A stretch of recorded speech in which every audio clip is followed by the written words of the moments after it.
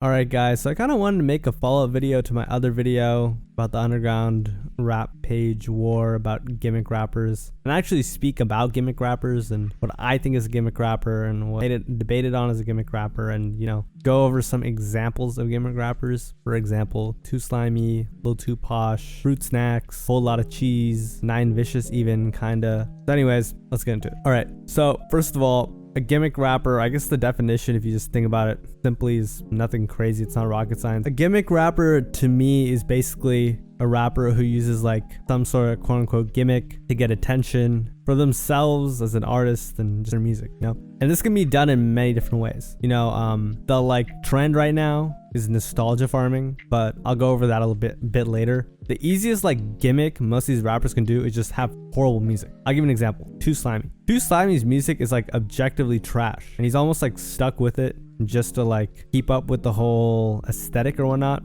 If you listen to his music, it's like really distorted. He has this really weird flow, and just everything about him is like funny. He's basically like this Mexican guy. Like, I don't know how to explain it. It's almost as if you like hit random on like everything when you're creating a human. He's like this like chubby Mexican guy who does fake perks, lives in Oklahoma, has a lemur, and makes really bad underground music, does fraud, and like paid a bunch of like underground rap pages way too much money to blow him up. Now here's the thing about this whole like gimmick rap like marketing thing. Okay, so first of all, the way Too Slimy blew up was he just made really trash music. He paid the right underground like rap pages, and he got a little emotion. The thing about this whole gimmick rap thing is it can actually work for you. Like, you can actually use it to like boost your career. I'll give a couple examples. A recent like example I would say is Lil Too Posh. Now Lil Too Posh's music is still pretty bad, I'm not gonna lie. Some of it's kind of fun, kind of growing on me, but it's only because I guess I'm chronically online. Anyone in real life would just tell you that shit is trash. Let me explain my point. Lil Too Posh's first little exposure come up was on Twitter when everyone started like posting him for like a day,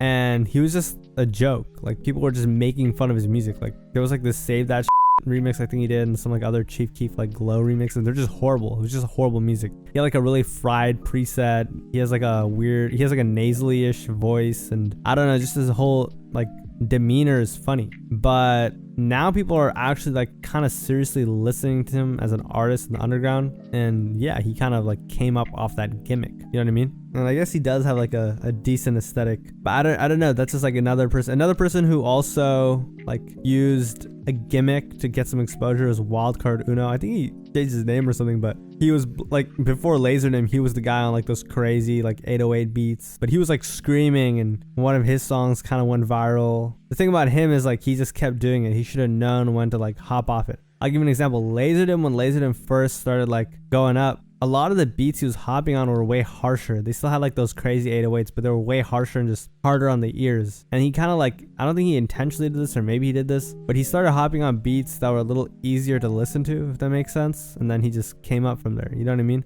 So yeah, that like, you can actually use like a gimmick in a good way. But I almost feel like a lot of these underground rappers are just kind of gimmick rappers. Like Brennan Jones kind of came up off a gimmick. If you're like unfamiliar, his first snippet, that whole like Duval thing, everyone's like, whoa, it's like a white guy, but he sounds like he sounds like Glock 40 Spaz, and he's like into fashion, and I guess he really likes Sterling Ruby. Him sounding like Glock 40 Spaz but being white was like the gimmick, he got a lot of flack for that, But there are also like other types of gimmicks. Like, I'll give an example, like nostalgia farming. That's the other type of gimmick I wanted to speak about. Nine Vicious is doing the nostalgia farming the most right now, because to me there's a difference between having an aesthetic and like understanding culture and just blatantly ripping something and having absolutely no creativity. Nine Vicious like blatantly rips aesthetics. The whole thing about Nine Vicious is he gets a pass for doing it because I will admit he has like good melodies, but he's also Young Thug's nephew. So he's like YSL or whatever. But I feel like all his cover arts,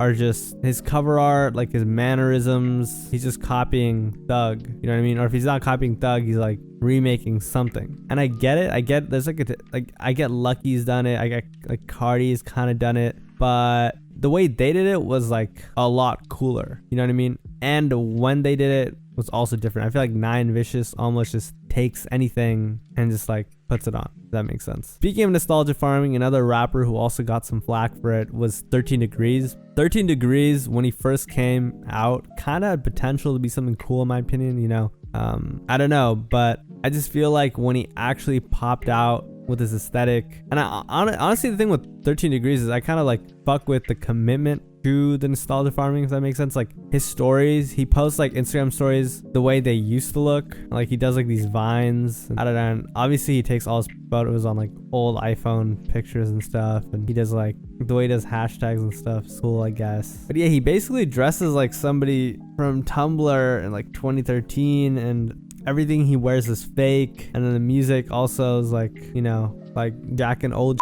kind of. And in other words, he's not really like original, but because he's doing like this throwback shit, he's getting attention. I will say he has some good songs, but yeah, the majority, like most of the reason why people are tapped into 13 Degrees is like the whole aesthetic and everything. And when you strip it all back, it's like there are other people on SoundCloud who make the type of shit he makes. So yeah, that's another form. I also put Fruit Snacks in the thumbnail just because I feel like Fruit Snacks, I don't even know if I would say gimmick rapper. She's almost like a meme rapper. Like Fruit Snacks is like this underground TikToker girl. I don't know, there's not much more to say. She's just not taken seriously, like, you know, like Fruit Snack, like her name is Fruit Snacks. But anyway, she decided to start making music, and it was really, really, really horrible. It was like a Molly Santana clone, I think. And then I don't know, I listened to there was like this Sanguine Paradise remix she did, and it was all over Twitter, and yeah, that shit was ass too. So I guess the gimmick for her was just being herself, and she was already kind of like a meme and like the whole underground. So yeah, I feel like almost every like one of these underground rappers has like some sort of like gimmick. You know what I mean? Like Max and Margella, his gimmick was him being like a Netspend clone, you know. And I don't even think that was like totally. I don't even think he wanted to be a Netspend clone, but it was just heavily influenced by him, you know. But the main thing about all these gimmick rappers is the music just is not good. Like even 13 Degrees, who isn't like a full-on gimmick rapper, or like Max and Margella, I'll be honest, Nine Vicious got like good generic music, but he's not like a great artist to me. You know what I mean? He's just like, he's all right. You get what I'm saying? He's just like, he's all right. He's all right. Like, they're just all really bad, you know? And the reason for it is because the way they get attention is not because their music is good, it's because their posts get engagement on like underground rap, like media pages and their own profiles. That makes sense. And like, look, there's also this other thing too, like not everything is a gimmick. Like if you look up gimmick on Google, right?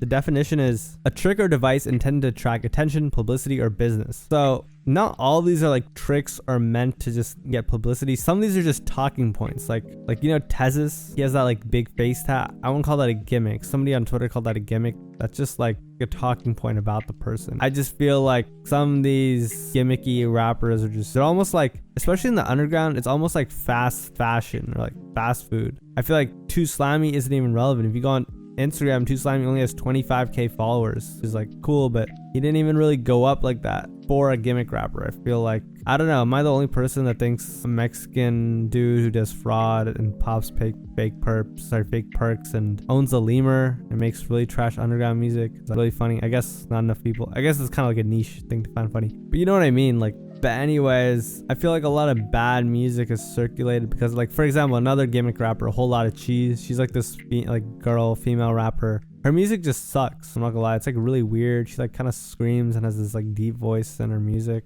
I mean, I kind of understand. Like, I get like, if done right, it could have probably been cool. But yeah, she just paid for a lot of promo, and yeah, it's not good, bro.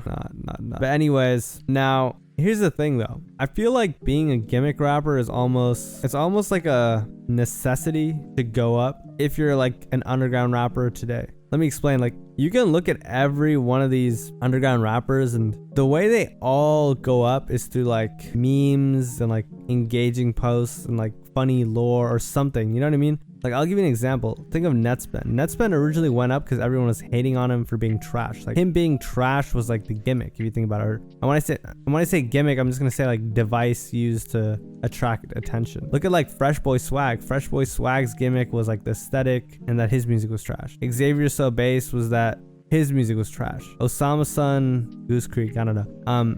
Like, oh Santa, like, oh, he's like a little kid and he's watching out for his parents in the back of his shoulders. I don't know, there's like something funny, and there's always something like unserious that gains a bunch of attention for all these like little underground rappers. You know what I mean? But not all of them are gimmicks, you know? Like, some of them are just outright gimmicks. So the whole like conversation originally started because of Laserdimp. I really wouldn't say Laserdimp is a gimmick rapper because he has a couple of songs that are cool. Like he can rap pretty well sometimes, and like the type of beats when they first came out were actually innovative. So I would say like Laserdimp isn't a gimmick rapper. A gimmick rapper is someone like Nine Vicious to me, who just has no creativity and just does shit just to like. I feel like Nine Vicious and like he gets away with all this like nostalgia baiting, lack of creativity, because he's like the perfect underground, quote unquote underground rapper for like these TikTok fans. You know what I mean? These like TikTok underground fans, or I don't know, like I'm just gonna use the word mainstream underground fans. That's kind of like a funny term, but I feel like everyone watching this video gets it.